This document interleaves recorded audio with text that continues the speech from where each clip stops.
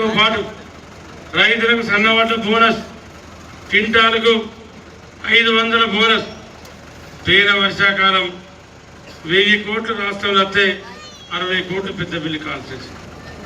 ఈసారి రాష్ట్రంలో 1500 కోట్లు వస్తే 88 కోట్లు పెద్దపల్లి కాన్స్టిట్యూన్సీ. అంటే ఓవరాల్గా రాష్ట్రం మొత్తంలో అన్నిటికంటే ఎక్కువ బోనస్ తీసుకునేటువంటి నియోజకవర్గం పెద్దపల్లి నియోజకవర్గం, పెద్దపల్లి రైతులు. కాబట్టి ఇవన్నిటిని దృష్టిలో పెట్టుకొని మీరు అనుషా మహేందర్ గారిని భారీ మెజార్టీతో గెలిపించవలసిందిగా విజ్ఞప్తి చేస్తా ఉన్నా.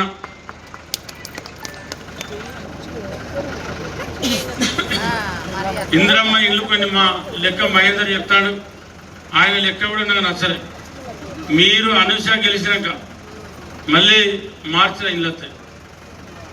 50 మంది ఇల్లు కట్టుకుంటే 50 మందికి తింటారు. ఈ వార్డు దత్తత అన్నాక ఇంకేముంటుందా? ఈ వార్డు దత్తత అన్నాక 50 ఇళ్ళ, 60 ఇళ్ళ, 70 ఇళ్ళ, 100 ఇళ్ళ ఎన్ని ఉంటే అన్ని ఇస్తాం. మా లావణ్య సంబరపడతా, నీకేమన్నా ఇల్లు అయితే ఎన్ని ఇల్లుంటే అన్ని ఇల్లు ఇస్తాం. మీరందరూ కూడా అక్కలు, చెల్లెళ్ళు, అన్నలు, తమ్ముళ్ళు మీరందరూ ఆలోచన చేయండి. ఇంకా పొలాలకు మా మహేందర్, మా తమ్ముడు సతీష్ వీళ్ళు 1 ఇయర్ నన్ను అడగండి. ఇక్కడి రైతులకు, పాత రంగంపల్లి రైతు సోదరులకు కిలోమీటర్ రోడ్డు ఉంటుంది. ఈ కిలోమీటర్ రోడ్డును మెటల్ రోడ్ నిర్మాణం చేస్తాం. అది అనుసరిస్తారే. మళ్ళీ మీకు గెలవకుండా రోడ్ ఏమైందని అంటే అది నా హామీ కాదు. నేను ఎలక్షన్ అప్పుడు మీకు ఇవన్నీ చెప్పలే.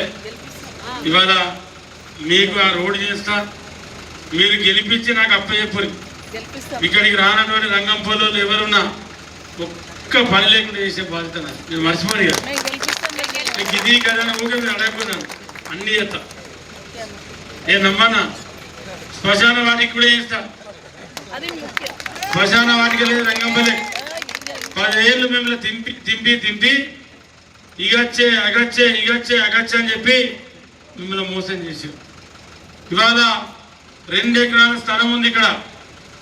దాన్ని నేను కొలిపించిన జాగాను కూడా ఎన్నికలు అయిపోతేనే చైర్మన్ కూడా భారీ మెజార్టీతో 90% వార్డులు పెద్దపల్లిలో కాంగ్రెస్ పార్టీ గెలవబోతా ఉంది. ఇవాళ ఎవరైనా ఏం కోరుకుంటారు? అభివృద్ధి కోరుకుంటారు. ఇవాళ అందరికీ అర్థమైంది. 160 కోట్లు 2 ఏళ్ళలో వస్తే ఇంకా 3 ఏళ్ళలో ఎన్ని కోట్ల నిధులు రావాలి అంటే మన విద్యాన్ని చెప్పినట్టు మన ఓట్లు అయితే ముఖ్యమంత్రి రేవంత్ రెడ్డి గారిని ఒప్పించి మెప్పించి కార్యక్రమాలు నడుస్తూ ఉన్నాయి.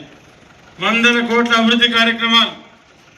కాబట్టి ఇవన్నిటి గుర్తుపెట్టుకొని చేతి గుర్తుకే చేతి గట్టిగా ఉడకపోతాను. ఎందుకు చేతి